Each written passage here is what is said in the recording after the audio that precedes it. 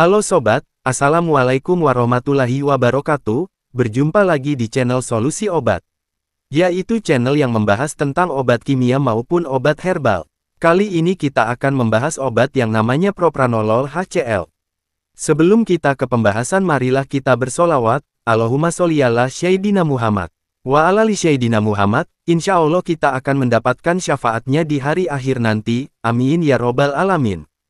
Teman-teman, propranolol adalah obat untuk menangani berbagai kondisi yang berhubungan dengan jantung dan pembuluh darah, seperti aritmia, angina pectoris, hipertensi, hypertrophic subaortic stenosis, atau hipertensi portal.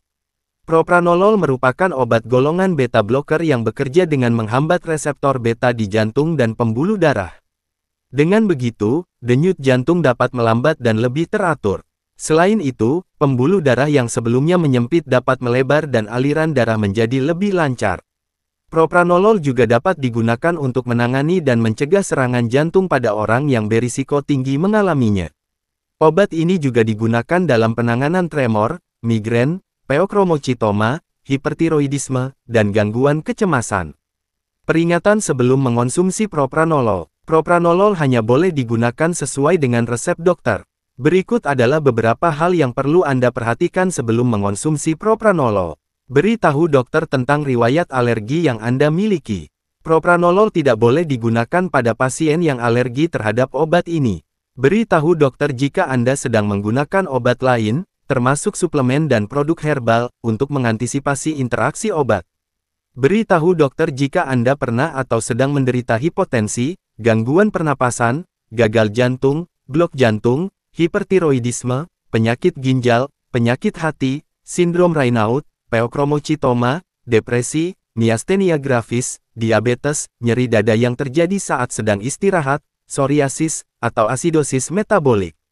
Jangan melakukan aktivitas yang membutuhkan kewaspadaan, seperti mengemudikan kendaraan setelah mengonsumsi propranolol, jika obat ini menyebabkan Anda pusing. Hindari merokok atau asap rokok selama menjalani pengobatan dengan propranolol, karena dapat mengurangi efektivitas obat. Jangan mengonsumsi minuman beralkohol saat menjalani pengobatan dengan propranolol, karena dapat meningkatkan risiko terjadinya efek samping atau penurunan efektivitas obat. Beritahu dokter bahwa Anda sedang mengonsumsi propranolol sebelum menjalani pemeriksaan medis atau tindakan medis tertentu, misalnya operasi. Beritahu dokter jika Anda sedang hamil, berencana untuk hamil, atau sedang menyusui. Segera ke dokter jika terjadi reaksi alergi obat, efek samping yang serius, atau overdosis, setelah mengonsumsi propranolol. Dosis dan aturan pakai propranolol. Dosis propranolol akan ditentukan oleh dokter berdasarkan usia dan kondisi pasien, serta respons tubuh terhadap obat. Dalam kondisi tertentu, dosis propranolol untuk anak-anak akan disesuaikan dengan berat badan BB pasien. Berikut ini adalah dosis propranolol berdasarkan kondisi yang diderita pasien. Kondisi, aritmia, dewasa, 10-40 mg, 3-4 kali sehari.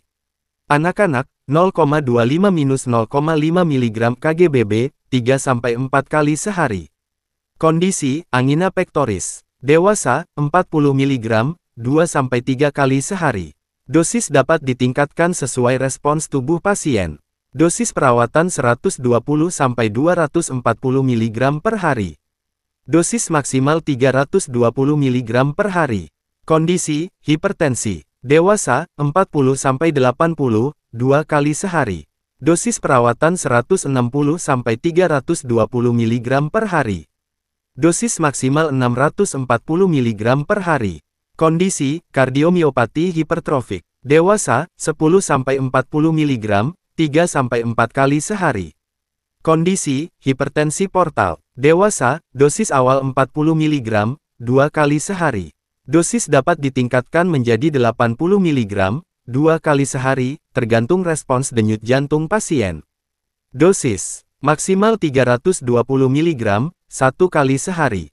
Kondisi, serangan jantung. Dewasa, 40 mg, 4 kali sehari selama 2-3 hari, dimulai dalam 5-21 hari setelah serangan jantung.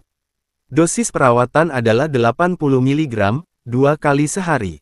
Kondisi, tremor. Dewasa, dosis awal adalah 40 mg, 2-3 kali sehari.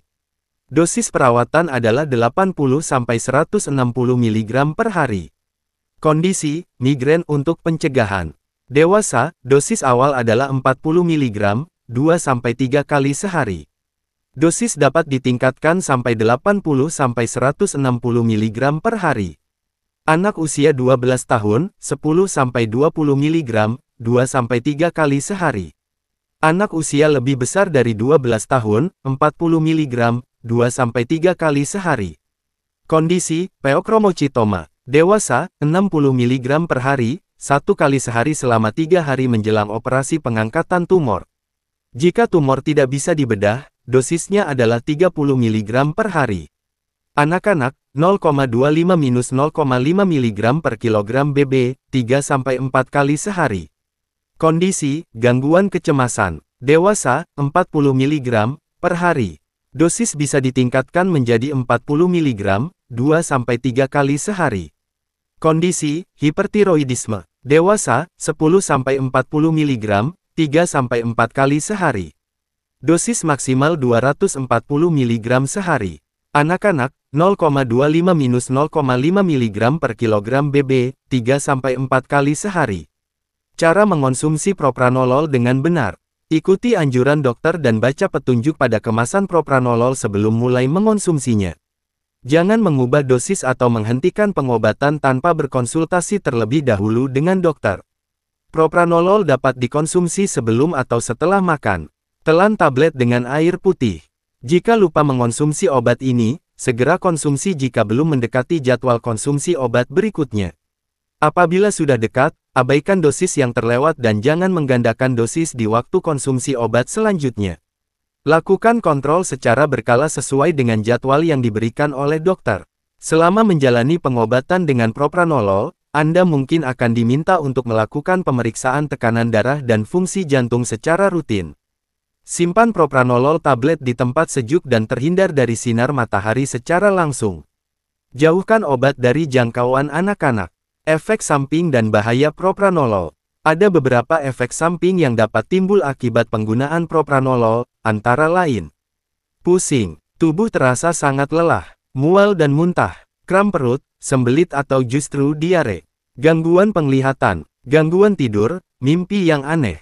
Periksakan ke dokter jika efek samping yang disebutkan di atas tidak kunjung reda atau makin parah.